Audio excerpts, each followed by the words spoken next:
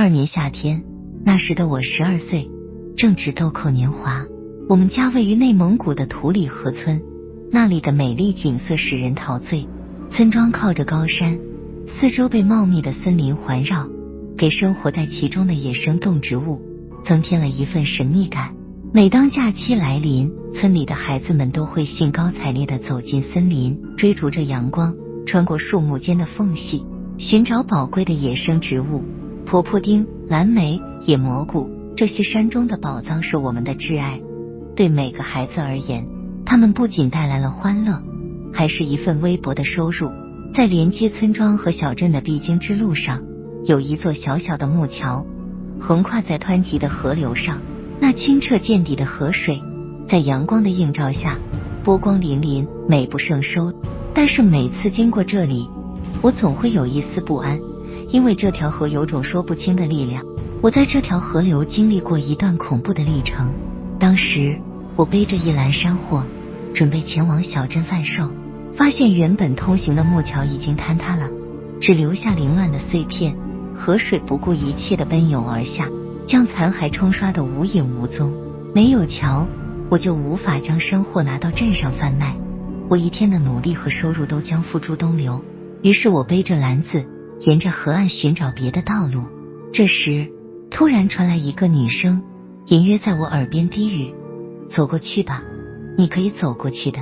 不知为何，听到这声音，我的双腿就像不受控制一样向前迈去，迷迷糊糊地走到了河中心。水势越来越大，我感受着湍急的冲击，水花溅在脸上，我终于清醒了过来。我拼命地挣扎，双手紧紧抓住篮子的边缘，借着篮子，我稍作喘息，然后努力朝着岸边游去。没料到接下来我看到的东西令人毛骨悚然。在汹涌的水流中出现了一道道黑影，它们随着水势靠近，我仔细一看，竟然是4、5个孩子在水中嬉戏。这些孩子的身影模糊，宛如水中的幻影，他们的脸色苍白，眼神中闪烁着凶狠的光芒。最让我害怕的是，他们的嘴角微微上翘，露出可怕的笑容，在阳光下显得十分恐怖。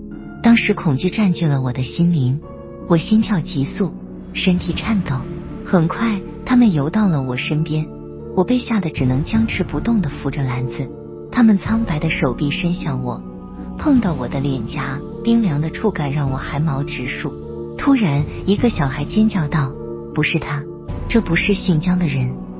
我被这声音吓呆了，脑海一片混乱。姓姜的人，我竭力回忆，但思绪却混乱不堪。接着一股强大的水流冲向我，我被冲到了岸边。我如释重负地爬上岸，拼命向镇上跑去。在镇上，我遇到了一位善良的陌生人，他看到我惊恐不安，立即伸出援手送我回家。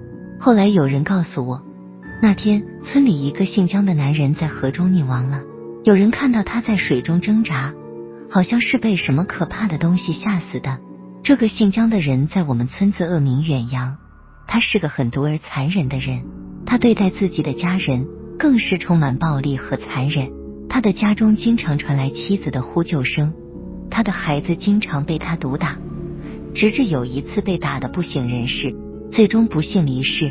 他死去的消息让我感到毛骨悚然，但又有点说不清楚的解恨。这次经历让我明白，世界上有些恐怖与神秘的事物往往就隐藏在我们熟悉的环境之中。